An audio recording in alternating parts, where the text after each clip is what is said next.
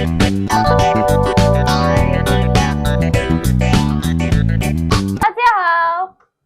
wait. Nggak salah nih. Kita lagi ada di mana sih sekarang? Halo guys, halo temuers semuanya. Kita kembali lagi di Titik Temu.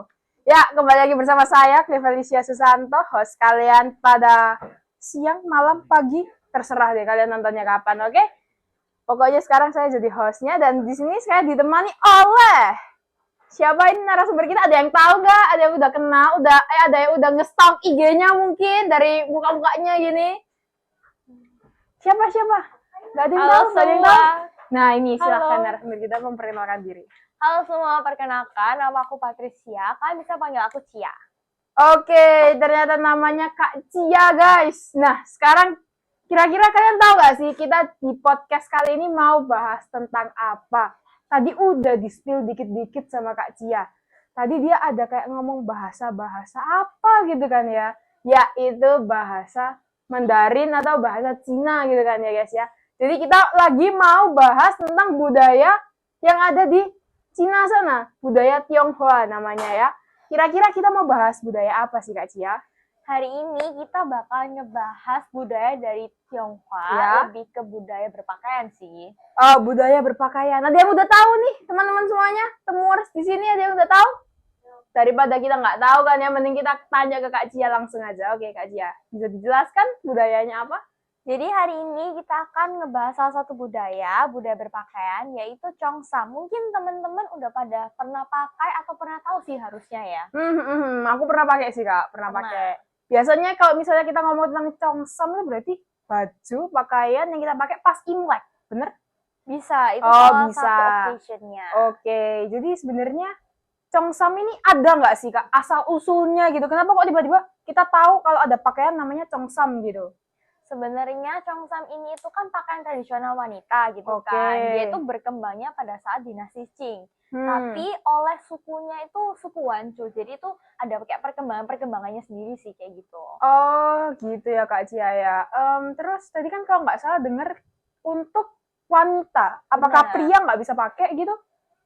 Lebih tepatnya sih karena kan ini pertama kali dipakainya gitu kan ya. Pertama kan kali dipakai. Seiring dengan perkembangan zaman, nah kan kayak nggak serasi gitu kan kalau misal batik ada cowok cewek nih, iya betul. Cheongsam juga harus ada dong berarti kan cowok cewek gitu. Oh betul gitu guys. Jadi kalau kita bisa dengar tadi katanya Kak Cia ya, batik ada cowok cewek, Cheongsam juga harus ada cowok cewek. Berarti kita bisa melihat di sana ada apa? Akulturasi budaya.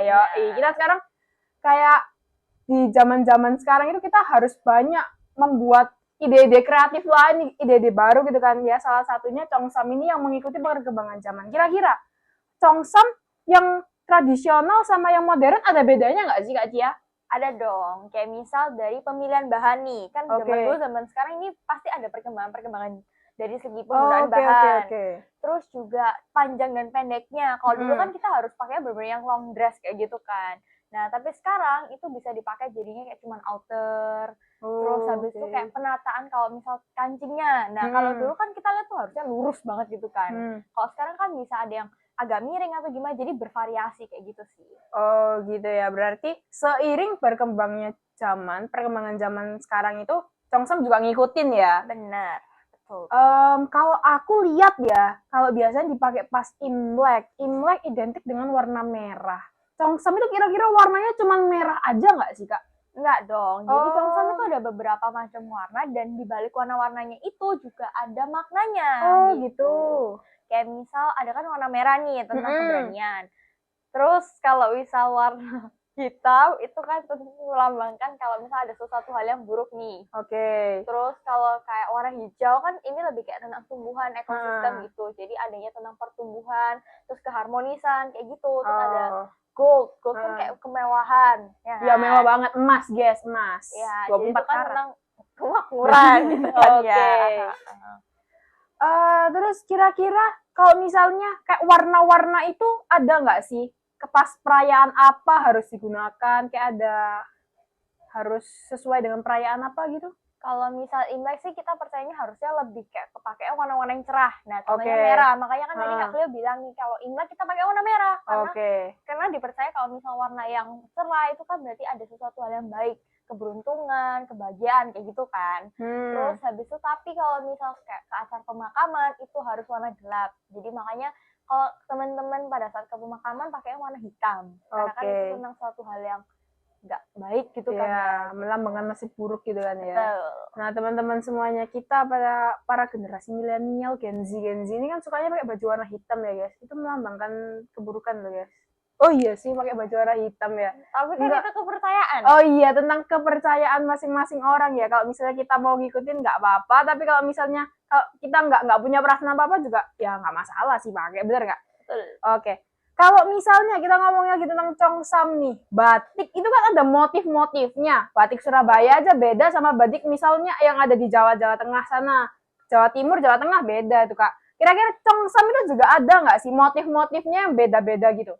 Ada. Kalau di Cheongsam itu kan ada 2 macam, pakainya tumbuhan atau hewan. Oke, tumbuhan atau hewan. Sama ya guys, sama kayak batik ya. Kalau tumbuhan itu kan ada teratai. Teratai. Oke. Terus kalau hewan ada ikan koi, terus ada naga. Oke. Terus ada banyak sih sebenarnya, tapi kalau dibalik-balik gambar itu juga ada maknanya. Contohnya salah satu kalau naga itu kayak melambangkan apa gitu Kak? Naga kalau misalnya Kak Cleo lihat ini kan benar-benar kayak gagah, Oke. Jadi itu tentang sesuatu yang hal yang benar-benar megah, mewah, perkasa. Pokoknya sesuatu hal yang benar-benar melambangkan hoki, kebaikan juga. Oh, gitu. Gitu guys, naga guys. Ada yang di sini show-nya naga, bagus berarti. Terus kira-kira kan kalau misalnya dari kita udah bahas Cheongsam warnanya sama motifnya gitu ya. Menurut Kak Cia, Cheongsam yang bagus kalau misalnya kita mau bikin atau kita mau beli, carinya yang kayak gimana gitu?